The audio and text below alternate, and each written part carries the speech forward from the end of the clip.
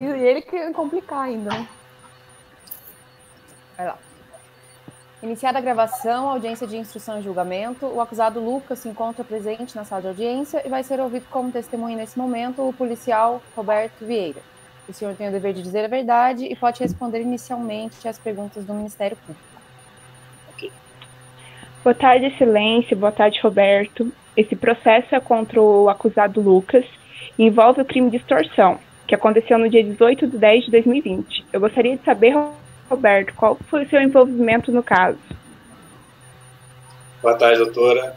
Eu fui o responsável pela prisão do autor. Certo. E eu gostaria de saber também, Roberto, como que vocês chegaram, através das investigações, como que vocês chegaram até o acusado Lucas? Então, doutora, a gente recebeu o acionamento via Copom dessa extorsão, que a vítima acabara de fazer o depósito do dinheiro solicitado aí pelo autor. E, após essas informações, a gente deslocou até a agência bancária, né, que a vítima nos passou, e demos sorte de localizar o infrator aí dentro da agência bancária fazendo o saque desse dinheiro. Certinho. Sem mais perguntas. Muito obrigada, Roberto. A defesa tem perguntas? Sim, doutora. Vossa Excelência. Posso perguntar direto? Pode fazer as perguntas diretamente. Roberto, você pode detalhar para mim como vocês chegaram ao rastreamento do acusado? Doutor, foi mais uma questão de sorte mesmo, né? Porque a gente não tinha muita informação com relação ao fato. A gente só tinha essa informação desse depósito. Então a gente deduziu que esse infrator poderia estar na agência fazendo o saque, realizando o saque naquele momento. E a gente dirigiu-se até a agência bancária e localizou ele realmente fazendo o saque lá. No momento da abordagem, ele estava com o celular e a vítima fez uma ligação, né, para saber se o filho ia estar sendo liberado naquele momento ou não. E a gente conseguiu visualizar isso na tela do celular, porém o autor não desbloqueou o telefone e a gente encaminhou o autor e o telefone para a autoridade policial. Ok, Excelência, sem mais pergunta. Roberto, muito obrigado. O senhor está dispensado. Passamos então à oitiva da vítima, Cristina. Nome completo, por favor, Cristina. Boa tarde. Cristina Lemos. Boa tarde. A senhora pode responder inicialmente as perguntas da promotora. Boa tarde, Cristina. Boa tarde. A senhora tem algum constrangimento em ser ouvida na frente do réu? Não, nenhum. Ok. Cristina, eu gostaria que você me contasse como que ocorreu esses fatos. Então, né, na data do fato, eu estava trabalhando no escritório quando recebi uma ligação e reconheci pela voz, né, a voz do meu filho. Ele estava chorando, estava desesperado. Depois surgiu uma outra voz na linha, falando que tinham sequestrado meu filho e me pediram R$5.000 para o resgate. Eu fiquei desesperada e fiz a transferência para a conta que eles me passaram. Mas depois que eu desliguei o telefone, eu descobri que meu filho estava bem e que nunca havia sido sequestrado. Certinho. Sem mais perguntas, Excelência? Defesa com a palavra. Sim, Excelência. Gostaria de saber da suposta vítima se no momento ela realmente reconheceu, no momento da ligação do suposto réu aí, reconheceu a voz do filho dela. Sim, reconheci. Em relação, quando você soube que realmente se tratava de uma simulação de um assalto, você sentiu-se enganada? Sim, eu me senti muito enganada, né? Esse dinheiro fez uma falta danada em minha vida. Você acha que o meio utilizado pelo acusado foi ardiloso? Foi sim, foi ardiloso. Ok, excelência, sem mais perguntas. Senhora Cristina está dispensada, muito obrigada. O advogado vai querer falar em particular com o réu? Não, excelência. Então, após ouvidas todas as testemunhas, vamos iniciar o interrogatório do acusado. O senhor Lucas vai querer responder as perguntas ou ficar em silêncio? Pela ordem, excelência. Sim. Como o réu tem direito só de responder a defesa, ele vai só responder a defesa, ok? Eu posso ouvir dele isso? Sim, excelência. Senhor Lucas? Sim. O senhor pode responder as perguntas, então, do seu advogado. Sim, excelência.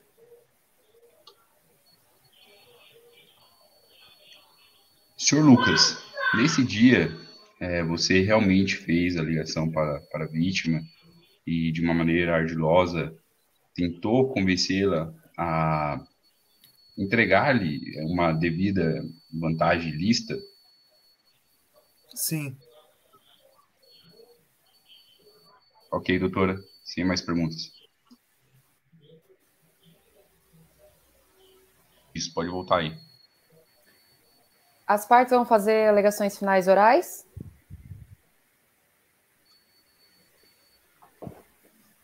Sim, Sim, excelência. excelência. Então, a promotora está com a palavra.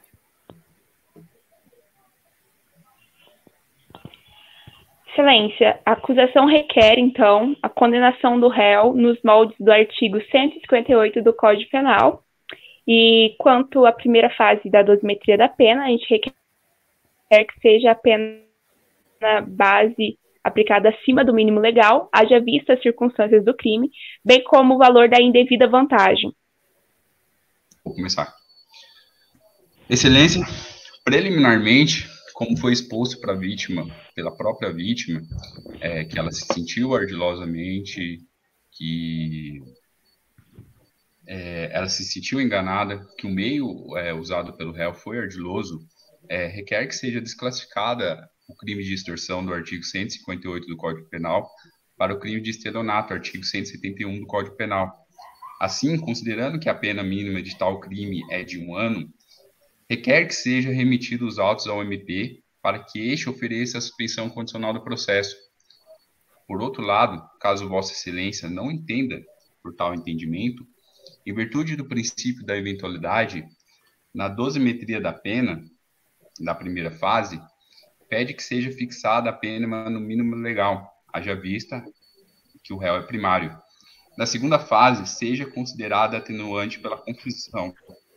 Por fim, no regime inicial, não há que se falar outro senão o regime aberto, haja vista a primariedade do réu e a pena mínima do crime que lhe é imputado, que no caso é 4 anos.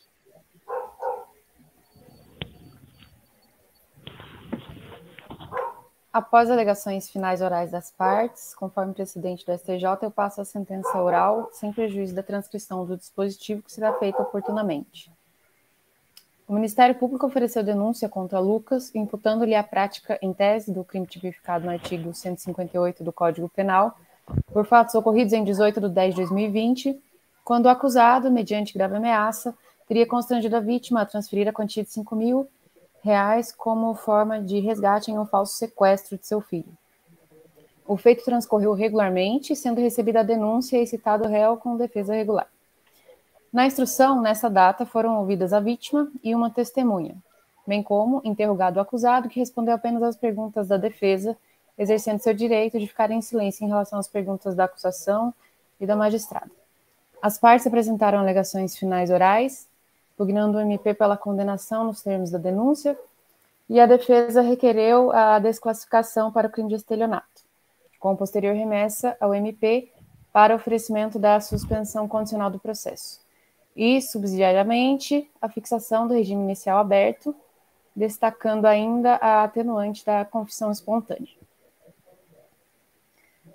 É o relatório decido.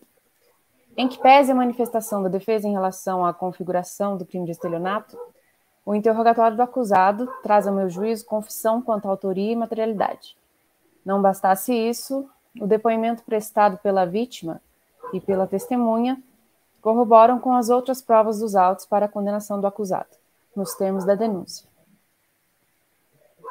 Sendo, então, incabível a desclassificação para o crime de estelionato, tendo em vista que, para sua configuração, não pode haver existência de grave ameaça, o que ficou demonstrado pela declaração da vítima que ocorreu. Assim, provado o fato típico, antijurídico e culpável, julgo procedente a pretensão punitiva para condenar o acusado, como em curso nas sanções do artigo 158 do Código Penal. Passo à dosimetria da pena. Destaco que são favoráveis todas as condições judiciais, pelo que fixo a pena no mínimo legal, que no caso é de 4 anos de reclusão.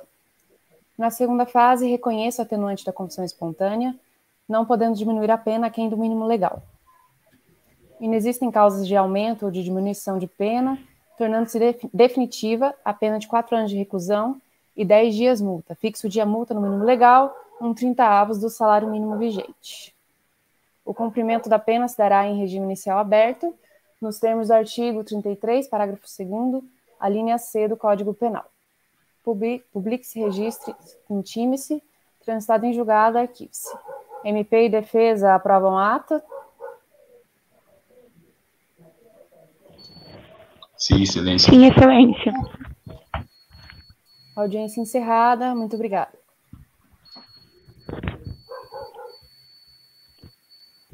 Fechou. Aqui já não vale mais nada, pode conversar aí agora. Vocês são bons mesmo, hein? Oh, Deus, você viu? O juiz é boa, louco, o juiz parece profissional. Gente, é muito Tá difícil louco? segurar a risada. Nossa. Eu não sei. Na hora de falar a primeira vez, fugiu da tela que eu ia falar, falei, caralho, eu vou falar.